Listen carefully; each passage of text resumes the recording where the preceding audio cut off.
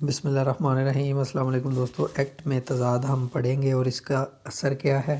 تو دوستو، origin of repugnance can be traced from French and Latin languages. Literally it means inconsistency اور incompatibility of ideas اور statements. Repugnancy can be in some act or can be between two or more statutes.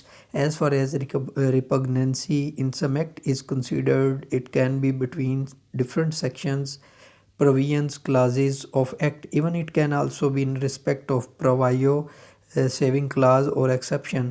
ٹھیک ہے، تو یہ کسی قانون کے اندر موجود ہو سکتی ہے اور بہت سے قوانین کے مابین ہو سکتی ہے، اور ایک ہی قانون کے اندر موجود جو سیکشنز ہیں، کلازز ہیں اور ایکسپلینیشنز ہیں ان کے اندر ہو سکتی ہے۔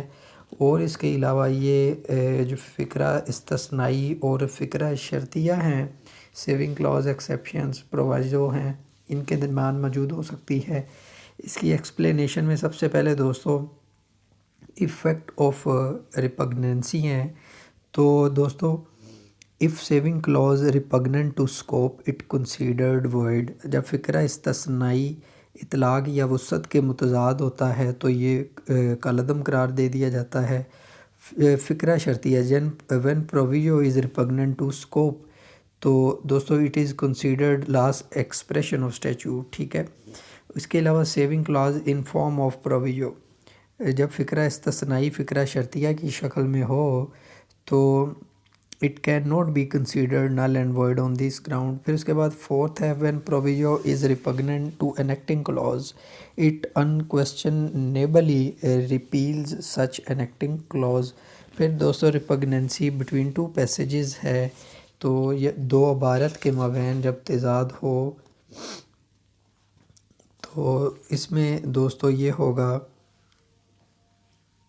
ایک عبارت جو ایک قانون میں شامل ایک شیڈول میں ہوتی ہے، اگر یہ عبارت اس قانون کے متن میں ایک عبارت سے متضاد ہوتی ہے تو قانون کے متن میں عبارت ایسی صورتحال میں غالب رہتی ہے۔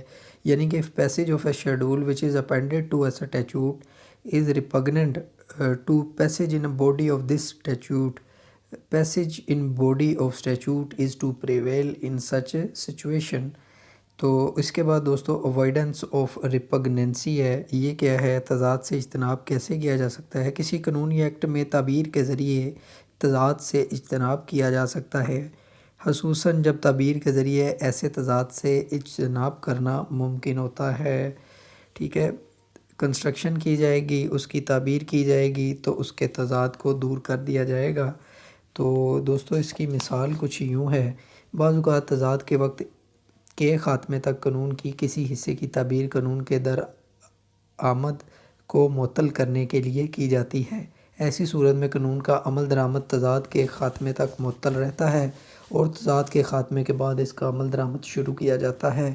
نتیجہ اخذ کرتے ہوئے ہم یہ بیان کر سکتے ہیں کہ عموماً یقین کیا جاتا ہے قانون کی زبان کو مکمل قانون میں ہر جگہ ہم آہنگ ہونا چاہیے، تاہم اس حقیقت کو نظر انداز نہیں کیا جا سکتا کہ قانون کی زبان یا حصوں کے اندر تضادات ہو سکتے ہیں، اور یہی تضادات ہوتے ہیں جو قانون میں تضاد کو پیدا کرتے ہیں۔ امید کرتا ہوں دوستو آپ کو اس ٹاپک کی سمجھ آئی ہوگی۔ اس ویڈیو کو لائک کر کے چینل کو سبسکرائب کریں۔